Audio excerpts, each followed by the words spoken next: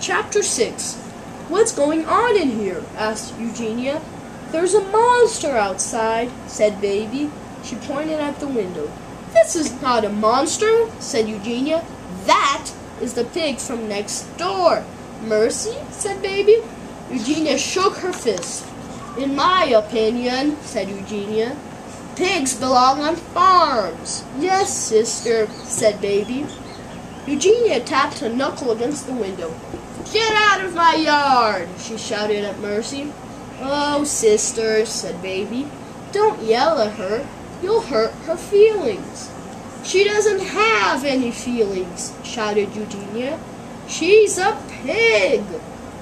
Oh, said Baby, I'm sure you're wrong, dear. I'm not wrong, Eugenia shouted. I'm never wrong. I know a pig when I see one. Eugenia scowled. She pressed her nose against the window pane. Mercy stared at Eugenia. Eugenia stared at Mercy. Pig! Shouted Eugenia. She turned and ran out of Baby's room. Oh dear, says Baby Lincoln. Oh my. Chapter 7. Eugenia ran towards Mercy. Mercy's heart beat faster. There was going to be a chase. Mercy loved a chase. She let Eugenia get very close to her. Oink! Said Mercy, dashing away. Get out of my yard! Shouted Eugenia. Oink, oink! Said Mercy. She ran in circles. She kicked up her heels. No! Pigs allowed! Shouted Eugenia. Oh, sister, said Baby, please be careful. Oh, a siren wailed. A fire truck pulled into the Lincoln sisters' driveway. Ned and Lorenzo got out of the truck. Do you think that's the emergency? Ned asks. Could be, said Lorenzo. Ned and Lorenzo sighed. You never know with this job, said Lorenzo. You're right, said Ned. You never know. Ma'am, said Lorenzo to Baby, did you call the fire department? Oh dear, said Baby, I did not, but Eugenia may have called. Who is Eugenia? Asked Ned. My sister, said Baby. Is that her? Asked Lorenzo.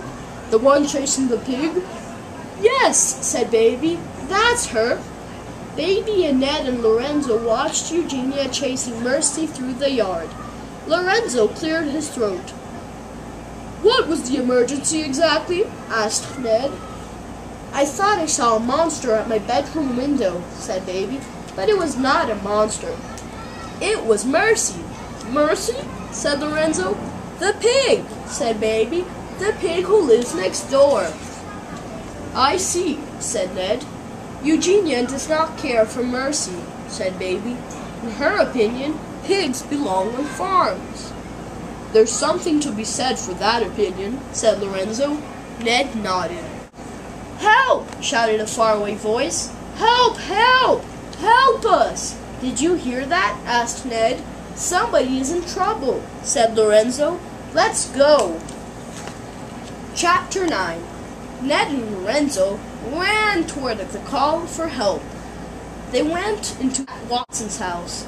Help! Ned and Lorenzo looked up. They saw a bed hanging out of the ceiling. They saw Mr. and Mrs. Watson holding onto the bed for dear life. We're saved! Cried Mrs. Watson. Of course we're saved, said Mr. Watson. Mercy has alerted the fire department. She is amazing, said Mr. Watson. She is unbelievable.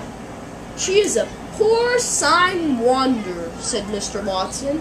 Ned and Lorenzo ran upstairs. They picked up Mr. and Mrs. Watson. The Watsons' bed sighed loudly and crashed all the way through the floor. Boom! Mr. Watson looked at the hole where the bed used to be. I have always believed very firmly in the fire department, said Mr. Watson. As have I, said Mrs. Watson. As have I. From outside the Watsons' house came a squeal. Gotcha! Shouted Eugenia. Chapter 10. Ned and Lorenzo and Mr. and Mrs. Watson all went outside. Eugenia was sitting on the ground. Her arms were wrapped around Mercy's neck. Her cheek was resting on Mercy's back. Eugenia was breathing very loudly. "This pig," she said, "was on my property." "We'd prefer that you did not call her a pig," said Mrs. Watson. "We would prefer that you call her a porcine wanderer," said Mr. Watson. "After all, she did save us. She's a hero."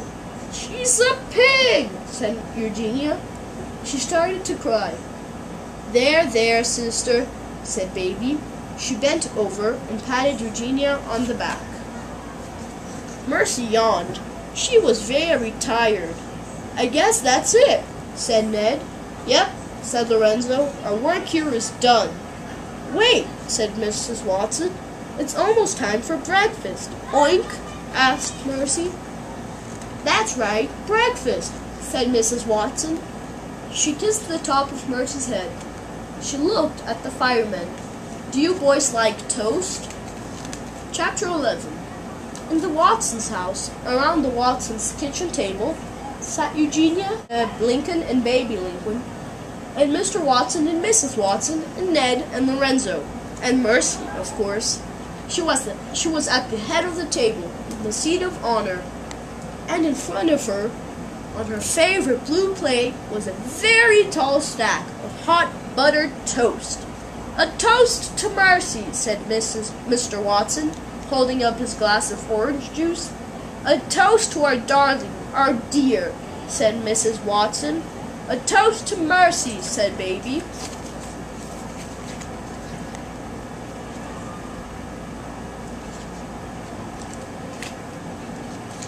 "In my opinion," said Eugenia, "pigs should not be toasted."